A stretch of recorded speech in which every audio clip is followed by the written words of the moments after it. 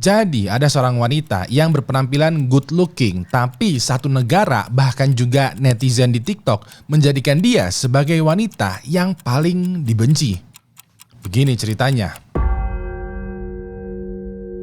Pada bulan Maret tahun 2004, ada seorang wanita cantik bernama Casey Anthony yang baru aja berusia 18 tahun, tinggal bersama dengan kedua orang tuanya di Orlando, Florida, Amerika Serikat. Sebagaimana yang lo tahu, di Amerika Serikat, ketika umur lo 18 tahun, lo udah dianggap legal, dewasa, hidup mandiri, dan diperbolehkan untuk membuat keputusan sendiri. Nah, beberapa bulan setelah menginjak kedewasaan ya, Casey langsung ngedrop nih sebuah berita yang bagaikan petir di siang bolong untuk kedua orang tuanya. Waktu itu Casey bilang, "Ayah, ibu, aku hamil." Mendengar pengumuman ini, ayahnya Casey yang bernama George itu shock dong. Terlebih lagi ibunya Casey yang bernama Cindy itu mau pingsan. Mereka berdua bingung karena anak gadisnya ini itu dijagain loh dari kecil.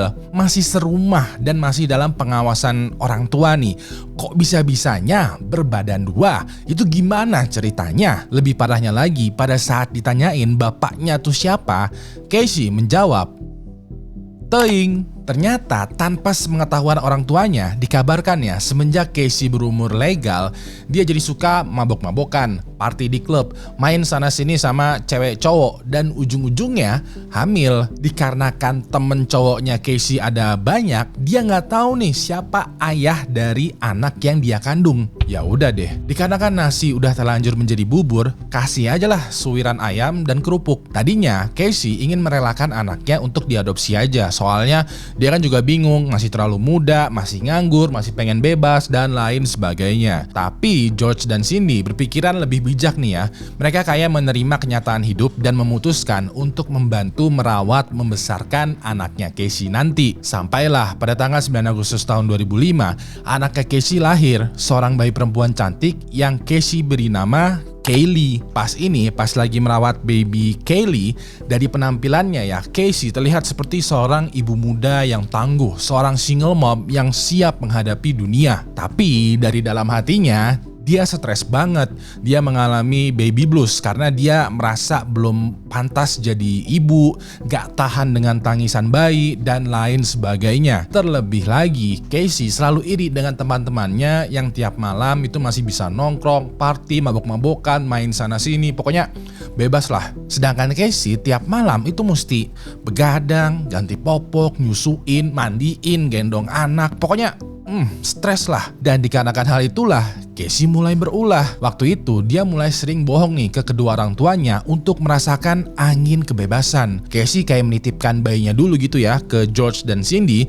Alasannya mau nyari kerja, interview sana sini, kerja paruh waktu, atau juga shift malam. Banyaklah alasannya. Yang padahal yang orang tuanya nggak tahu adalah Casey sebenarnya nongkrong, minum, bahkan juga dugem sampai pagi. Dan kejadian ini gak cuma sekali aja, melainkan semakin lama semakin parah. Waktu itu Casey mulai nilepin tuh duit orang tuanya, memakai dana pensiun mereka, bahkan juga klepto-klepto duit temennya buat foya-foya. Bisa dibilang ya, pada tahap ini Casey mempunyai dua muka nih.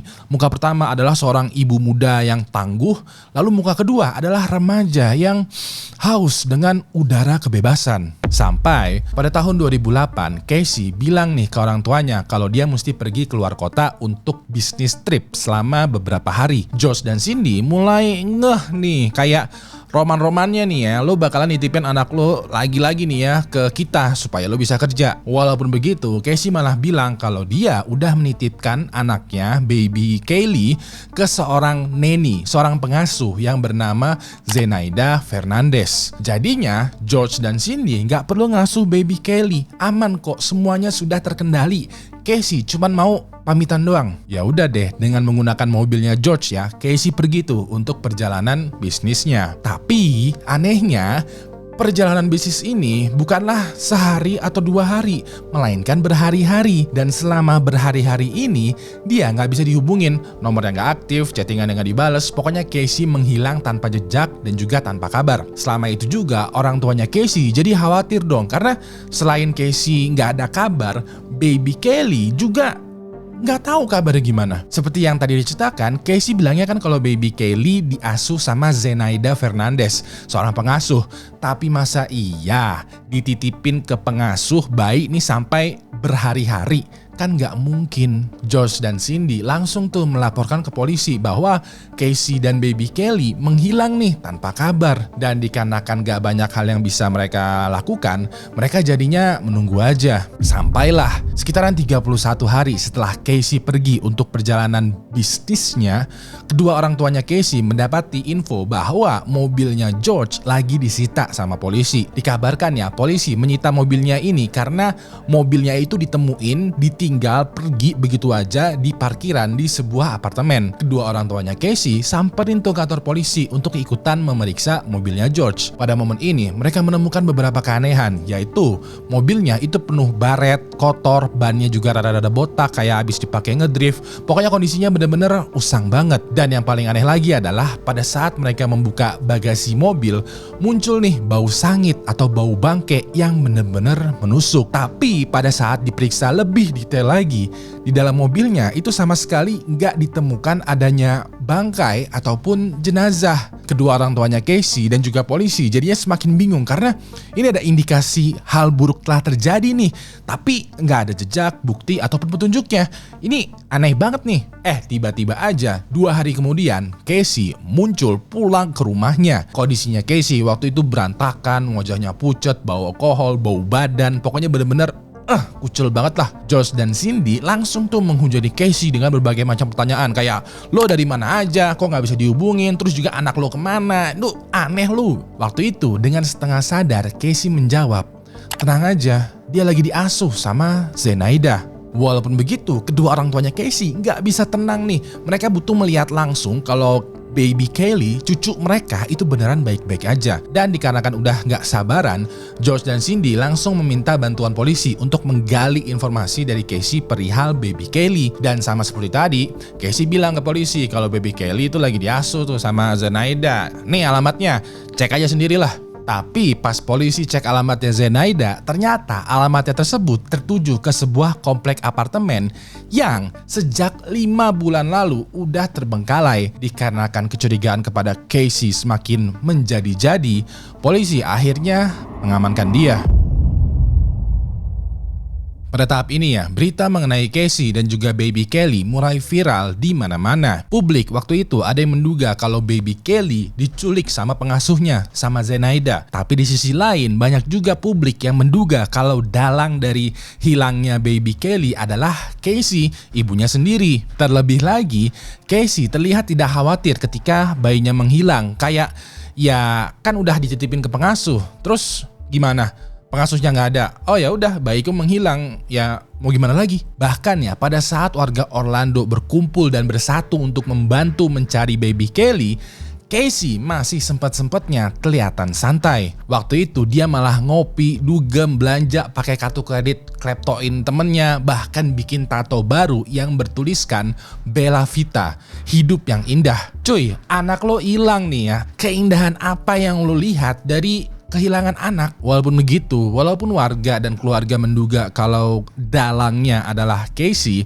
polisi belum bisa menjadikan dia sebagai pelaku karena kurangnya bukti. Sampai polisi akhirnya menemukan beberapa petunjuk yang cukup kuat. Pada saat polisi membongkar data komputer di rumahnya Casey, pas mereka search history internetnya, mereka menemukan tuh 2 kata kunci mencurigakan, kloroform dan patah leher. Buat yang belum tahu, kloroform secara singkat nih ya, adalah obat yang dulu biasa digunakan untuk membius pasien untuk keperluan medis. Sekarang udah nggak dipakai karena katanya terlalu berbahaya. Nah, 2 kata kunci tadi itu sangatlah aneh karena kenapa Casey searching kata kunci ini? Apa jangan-jangan dia searching dengan tujuan ingin membius dan juga mematahkan leher bayinya? Terlebih lagi, menurut kesaksian tetangganya, Casey diketahui pernah minjem skop. Itu loh, modelan kayak cangkul gitu buat gali tanah. Walaupun begitu, pas polisi mencari di sekitaran halaman rumahnya Casey, mereka tidak menemukan tuh bekas galian ataupun hal yang mencurigakan. Tapi tetap ya, berdasarkan 2 temuan tadi, Casey bisa dibilang bener-bener mencurigakan banget. Tapi lagi-lagi dia nggak bisa ditahan karena belum ada yang tahu tuh apa yang sebenarnya terjadi terhadap baby Kelly.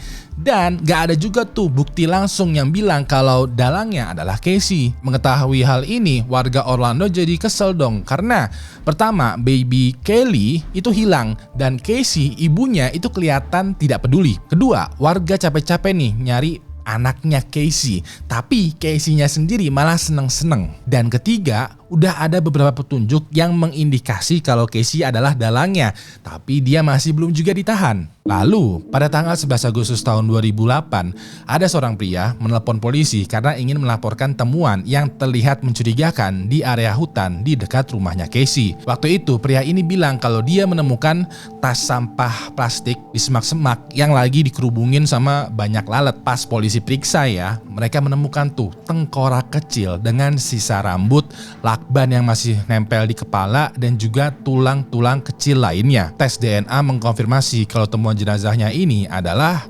Kaylee, bayi dari Casey. Dari hasil pemeriksaan medis juga, baby Kelly jelas-jelas meninggal secara tidak natural alias dihabisin. Tapi penyebab persis kematiannya masih belum pasti. Yang jelas dengan temuan ini yang tadinya ini adalah kasus anak hilang, udah resmi nih ya berubah menjadi kasus penghabisan. Casey pun langsung mendapatkan tuduhan telah melakukan penghabisan berencana terhadap anaknya sendiri, terhadap Kaylee. Nah, sepanjang tahun 2009 pengadilan memproses tuh kasusnya Casey. Waktu itu tim jaksa itu mengumpulkan beberapa bukti, yaitu bau busuk ditemukan di dalam mobilnya Casey, sisa kloroform yang ditemukan juga di dalam bagasi mobilnya Casey, lalu histori internetnya Casey yang memiliki kata kunci kloroform dan patah leher. Dan Casey yang ketahuan berbohong perihal baby Kelly yang diasuh sama Zenaida. Walaupun begitu, tidak ada bukti langsung yang bilang kalau Casey melakukan aksi penghabisan terhadap anaknya sendiri. Seluruh bukti tadi ini adalah circumstantial evidence atau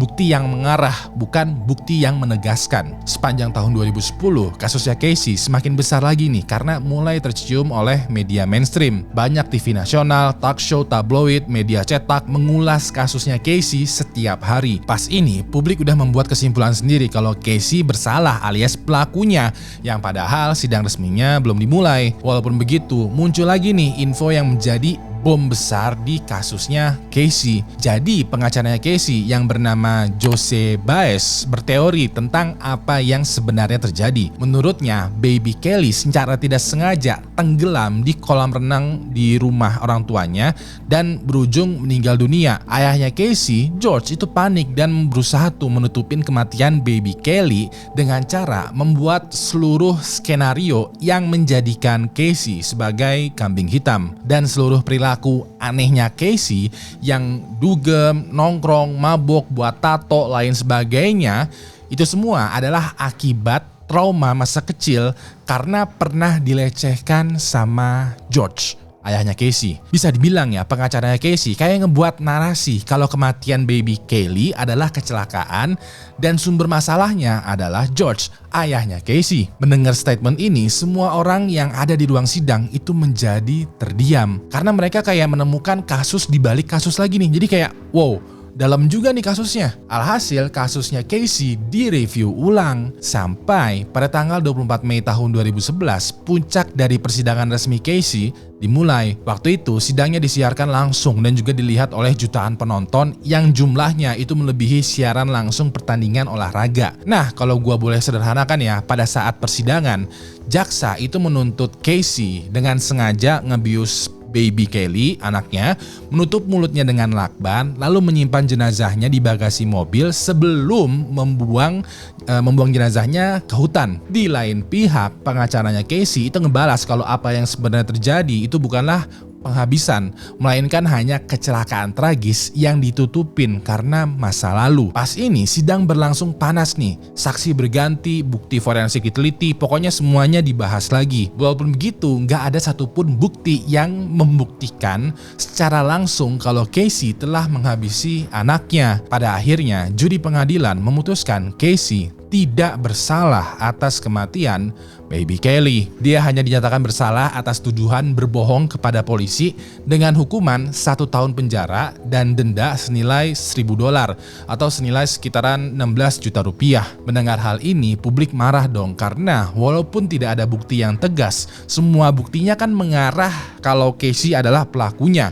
Kenapa malah divonis tidak bersalah? Publik yang kecewa, termasuk juga media, sempat tuh memberikan julukan kepada Casey sebagai the most hated woman in America. Tahun silih berganti, waktu pun berlalu, kasus menjadi reda dan publik pun mulai lupa. Kasus Casey yang sempat menggemparkan negara Amerika menjadi terkubur dengan kasus-kasus baru lainnya. Sampai pada tahun 2025, Casey muncul lagi. Kali ini bukan di TV ataupun di pengadilan, melainkan di TikTok. Waktu itu dia bikin video perkenalan, senyum-senyum, sok ramah, seolah-olah semuanya udah lewat. Dan seperti yang lo tebak, netizen langsung ngamuk dong. Kolom komentar TikToknya itu kayak modelannya tuh kayak hujatan yang kayak, lo pikir kita lupa di mana Baby Kelly, ibu macam apa lo, dan sebagainya. Casey pun akhirnya menutup tuh kolom komentarnya dan cuma punya 2 postingan aja yang tersisa. Dan sejak itulah netizen sepakat kalau Casey yang tadinya dijulukin sebagai wanita paling dibenci di Amerika, sekarang menjadi juga wanita yang paling dibenci di TikTok.